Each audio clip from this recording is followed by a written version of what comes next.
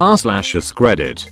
Teachers of Reddit, what is something a student of yours has said that made you think, wow, there is no hope left for you? My stepdaughter goes to an alternative school due to the support they offer for kids with learning disabilities and emotional issues. The largest class she's in is 5, so there's a high level of support. Her mom is abusive, and she is already 17. She's a good kid, but she has an intense sense of justice and feels a need to bring justice if she doesn't feel others are fixing the wrongdoing. Getting it in control now is nearly impossible. I fear for her. The situations she loses her cool are completely rational, but people can't go beat up people like the parents of the child you mentioned. I'm trying to help drive home the point of positive action to fix the problem she sees, but it's hard. We went to the open house and we saw the types of kids these teachers work with. A high percentage of the girls were pregnant. A good portion of them had an absolutely terrible attitude. A couple had ankle bracelets on them. The kids in the school want to graduate. If they didn't, they wouldn't be there. Just there on their last shot. I don't know how the teachers do what they do, but they're all very good at what they do. They have the patience of saints. I student teach for college and I've seen it all. The kids don't just act better / try harder just because there's a student teacher in the room. One kid in a tutoring program had great math skills. I think his name was Caden. 3rd grader doing long division easily. From what I've seen in local schools, long division isn't until 4th grade. He was teaching himself fractions and they were all correct. I'd never seen that, even in gifted classes. The tutoring program was for at-risk kids, most of which didn't have parents at home 90% of the time, so they usually didn't get breakfast or dinner at home, or any kind of praise or study time. Most of them were below the poverty line, or being raised by a barely older sibling. This kid was the only one that tried, and didn't come for the after-school sandwiches. For the first month or 2, he was excited and eager and was glad that I was helping him and being proud. I was fucking impressed. He was being made fun of by the other kids for trying so hard and basically being smart. Over the next 2 months, he started doing less self-teaching and stopped turning in his homework. It was all done and correct, but he'd just stick it in his bag and not turn it in. His grades started dropping and they made fun of him for that. After that, he'd come to tutoring and just put his head down on the desk, eat the sandwich, do a few questions and leave. He eventually stopped coming, and by the next semester I heard that he had started breaking rules and getting in trouble. This poor kid was doing so well, excelling even, and his fear of sticking out turned him into a completely different kid. I don't know what happened to him since I moved to another school. This was 3 years ago, so I can only hope something changed, or he got help, and he went back to normal. Poor Caden. During lunch duty at a high school, had to ask a kid who had a bad rep to move. He pulled over an extra chair to a table, making it so you could not easily get around that area, which was a very clear rule in the school for fire safety reasons. He does, but moves back. I gently remind him again, and say if I see it again I'd have to write him up. He moves back for about 5 minutes. Then, frustrated he can't hear his friends, looks at me, pulls his chair back to the table, hands me his ID and says, "I'm going to jail anyways." Took his ID to get his name, which I already knew, said thanks for cooperating, and then left him the fuck alone. He was in a fight a month later, had to be taken down by 3 school cops, and taken out of school in cuffs. Edit. All students had the option to go outside as well for lunch, to be able to sit and talk in larger groups. He was offered that option by both his friends and me, and the weather was nice. The rule seemed stupid until, when I was a student there, and saw a kid have an allergic reaction, and struggled to see adults and nurses get to the kid with 300 students, chairs, and tables in the way. High school teacher here. Recently had something valuable stolen from my classroom. Student who stole it did it after school hour, and was caught on video clearly walking into my room then leaving with not long after. Myself and my principal pulled her aside, asked if she stole it. She said no. Showed her the video of her doing it. Still denied it. Brought mom in. Mom said she didn't do it. Showed mom the video of her daughter clearly walking out of my room with it. Still denied it. Told them her daughter was going to face an expulsion hearing, not her first offense, if she didn't apologize, return the item, and come up with a solution on how she was going to make it right. Both still claim she didn't do it. Her expulsion hearing is tomorrow. I understand that you always want to believe your child, but the video is crystal clear and we are offering you an out if you admit to what you've done and make it right. Still nope. Kids need to know there are repercussions for their actions and not just blindly defend everything they have ever done. But yet when this story gets told from mom, this school has it out for her daughter and she has done nothing wrong. The students where I teach are challenging. It's a rural community of about 2,500 people. Lots of troubles at home, and about 95% of all the students straight up don't give a shit. One girl was on her 4th attempt of Science 10 and was again getting 0 because she does nothing and rarely shows up. She was in my class again this year, but she decided to do adult basic instead because she will be 18 soon. She failed that too. Another girl gets high every lunch and comes to class blitzed out of her skull, just staring blankly at the paper. Called her parents, but it turned out it was them who smoked pot with her that lunch hour. What I know. One teacher here is severely allergic to perfume. One kid brought some to school and sprayed it in her face. She was in the hospital for almost a week, barely able to breathe through her trachea. Same kid called her a bitch on her first day back. AHH. Monday will be fun. I'm not a teacher, but when I was in 5th grade there was a guy in my class whose parents were among the more affluent in town and that donated a lot of money to the school in every way they could. They paid for the new computer lab and library renovation. They practically owned the school and staff. This guy could scream at teachers, throw desks, attack classmates and never get in trouble because his parents had that much power over them. He sent me to the hospital with my first concussion when he spontaneously slammed my head into a locker. I got 3 detentions because his parents decided the story was I had provoked him, and then another 3 when I refused to apologize to him for said provocation. There never was hope for him. I didn't hear much because we moved to a different city to escape that school, but I heard he dropped out of high school, got his JED, then died serving in Iraq because his parents' influence couldn't get him a job outside their hometown. Most people would call him a hero for that, but he wasn't. I'm a tutor for athletes at a university. Most of them are alright, good enough students, but they have so many scaffolds, tutors, mentors, and a team of adults creating their entire schedules all the way down to when they eat, study, and sleep, that sometimes they think they are not responsible for any of it. They don't know when their own exams are. They usually ask me. I'm a tutor, not a scheduler. They always walk into the tutoring session asking what are we doing today, and that's not how it works. They need to tell me what they need help with. Otherwise, I have no idea what chapter they're in or what they're doing in class.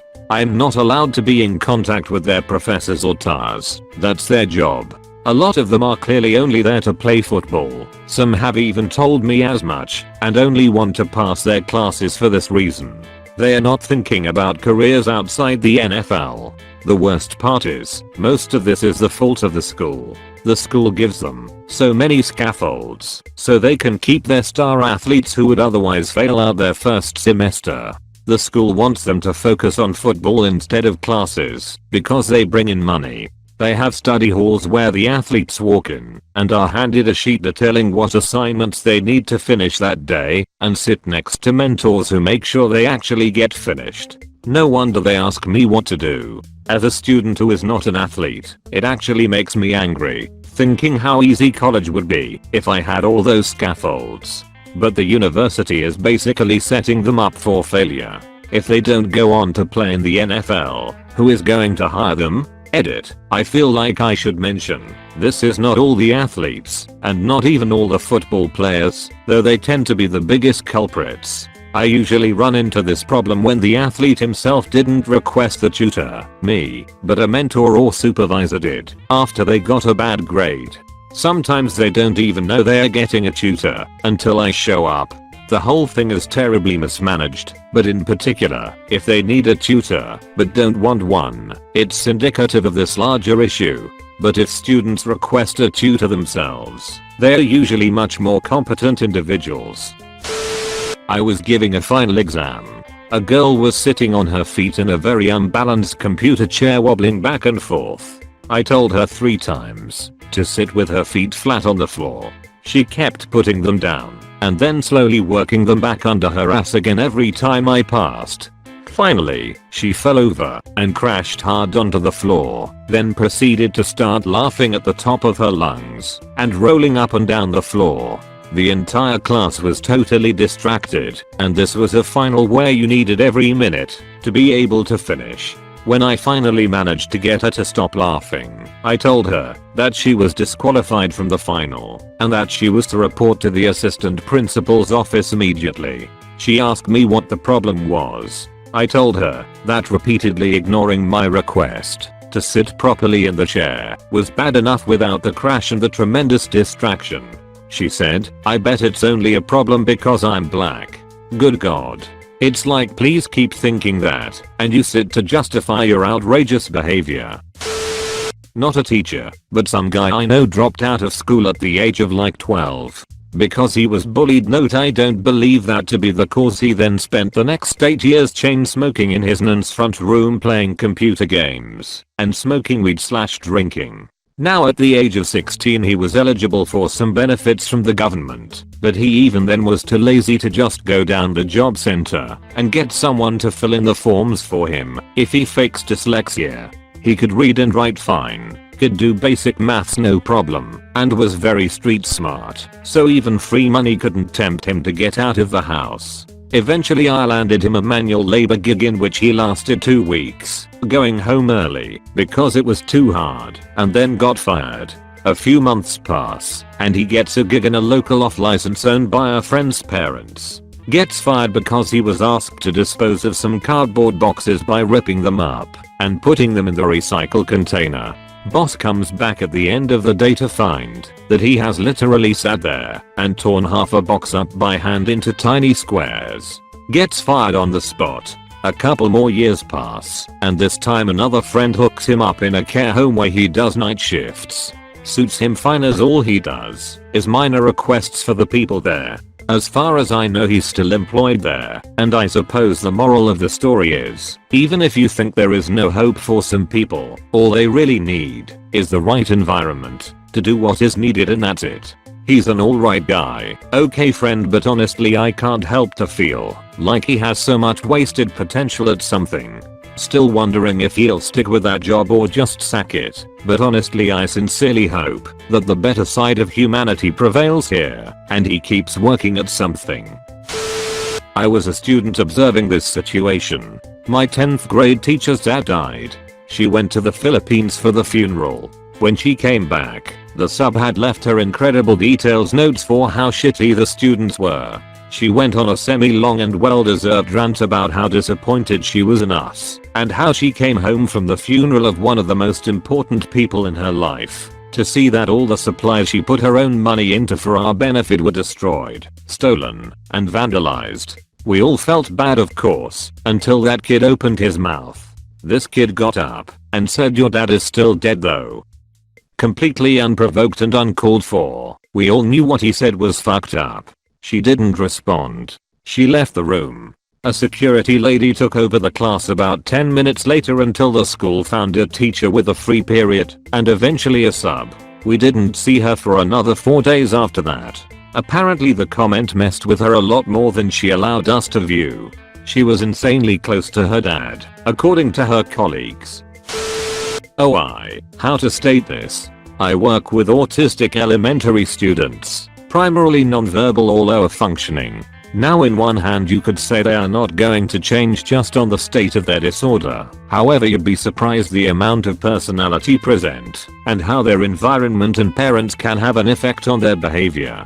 So I work with one kid closely. I love the little brat dearly. He is probably our most verbal student and talks in a very squeaky voice.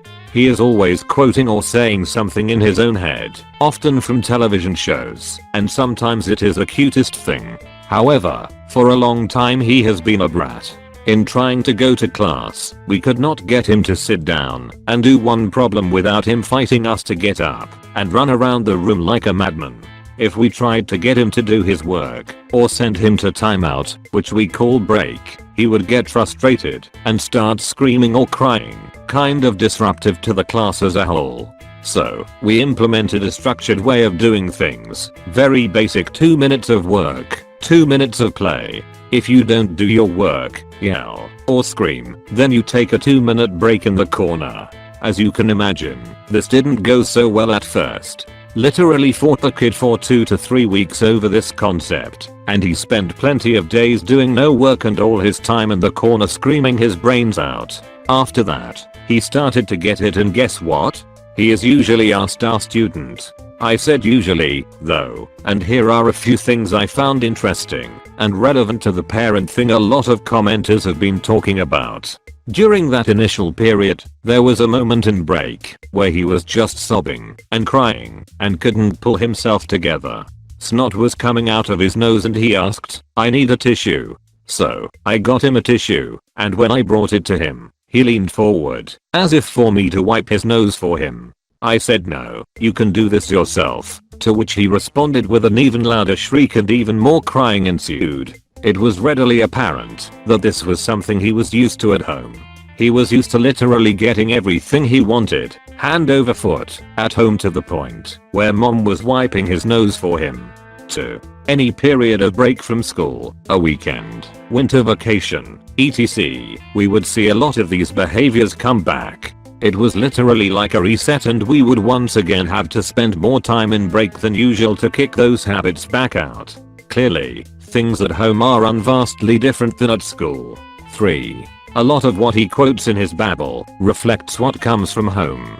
You can imagine the stuff coming from an abused parrot similar to what I experience. Luckily for me, it's not a lot of swearing. However, when the child gets frustrated, he'll start saying things like "shut the door," and whatever other meddlesome language you can imagine angry parents might yell.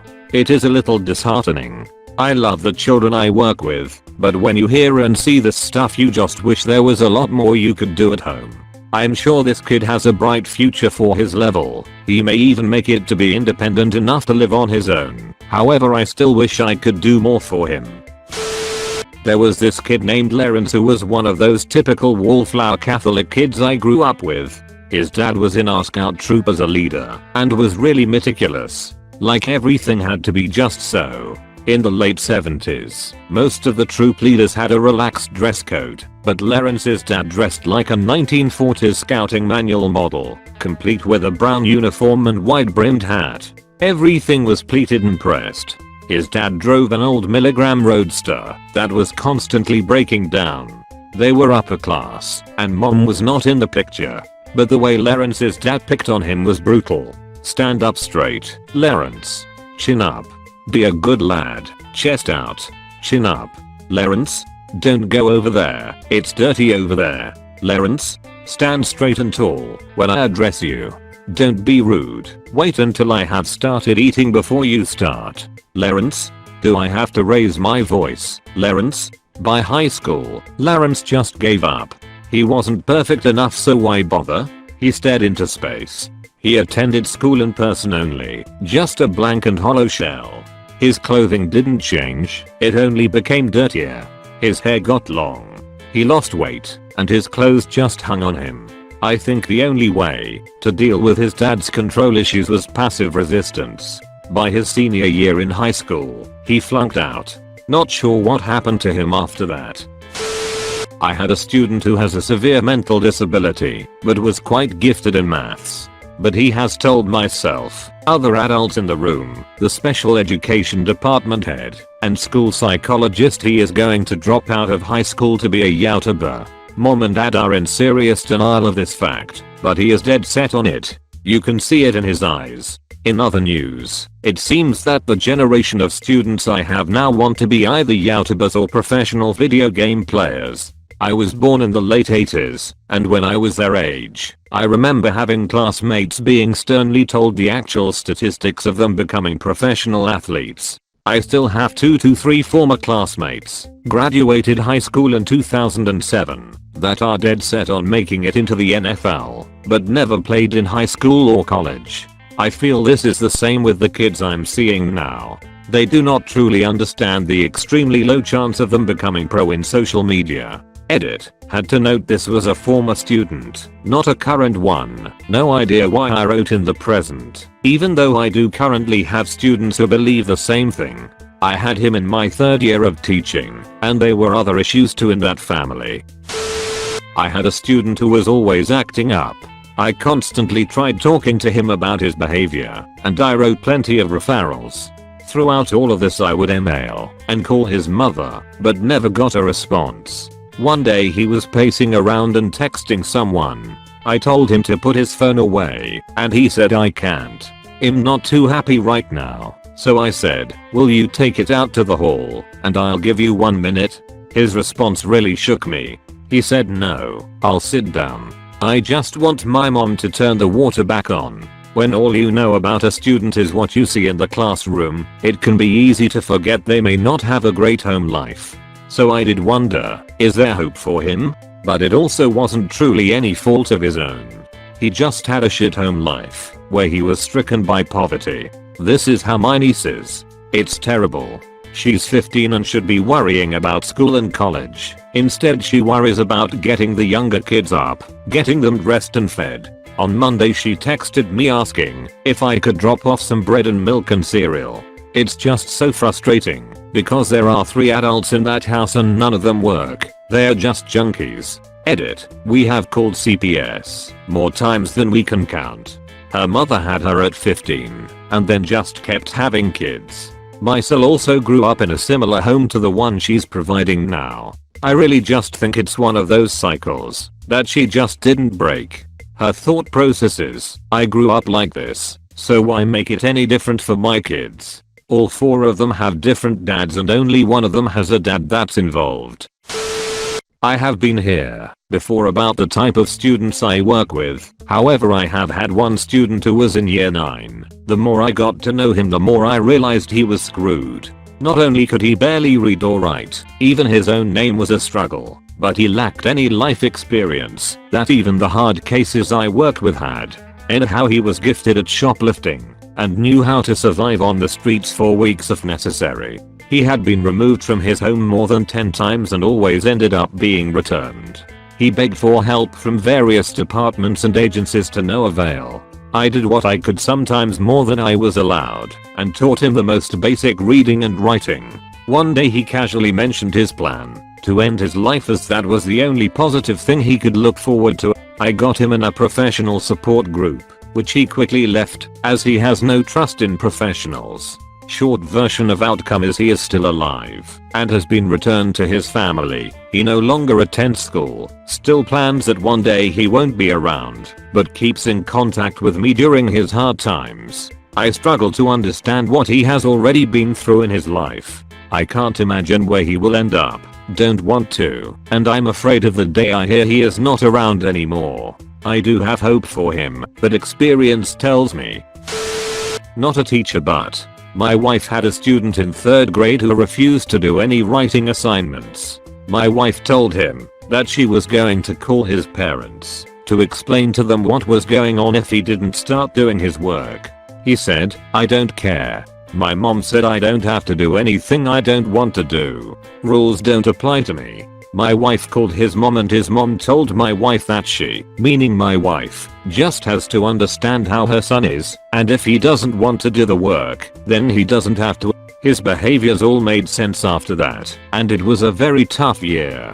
He stopped doing all work and started harassing other kids, probably partially due to boredom, since he was doing nothing else by the end of the year. As long as he was happy, my wife couldn't get the mom on board. I taught lower elementary. Most teachers will get frustrated at some point by how hard it can be to get a child who may be lacking upstairs some extra help. This was the case with one of my favorite students. It didn't matter that he couldn't do any of the work that his peers were doing due to his incredibly low IQ. He was performing at his ability level. But he was just so nice to everyone. I had set aside time every day to help him with his reading. We were using the short story of The Ugly Duckling. It had one short sentence on each page, and after 2 weeks, he could get through it with minimal help. However, reading the words isn't all there is to reading. I had asked him if he could tell me what the story was about, since we had spent time on it every day for the last 2 weeks. He starts his oral retelling off great, and I'm super excited. This is a huge deal for my man, because up until this point, I couldn't get any retell or comprehension out of him. I'm super pumped, and he is feeding off my energy and he's so proud of himself. This kid is glowing. We are only 3/4 through the story though. We come up to the end of The Ugly Duckling, and he's telling me that the duckling changes. This word took is forever to say, much less read. But then he stops and goes into this deep think stage. I prod him a little bit. He changes? What does he change into, bud? He brings his eyes back from the ceiling, and then with the biggest smile, he shouts out a butterfly. I work at an alternative school for kids kicked out of public school for severe emotional and behavioral issues. A lot of them are going to require government services for the rest of their lives. There's usually not just one thing they say, but we know that they will never have normal lives. It's a little disheartening to hear a 6-year-old scream that he's going to fucking kill you, especially when you were playing tag not 5 minutes before. There's a young boy who can be very sweet and is an adorable blonde butterball. However, he has pretty severe behaviors and gets restrained at some point on a daily basis. I saw his parents one day because they live in government subsidized housing close by and walk him to school. It was 50 degrees out and the little boy was in a basketball jersey and shorts. His parents looked exactly how I expected them to look and were rude to all the staff they interacted with. It just showed me that no matter how much we do, he spends most of his life with his shitty parents. Edit. Having a child with behaviors doesn't inherently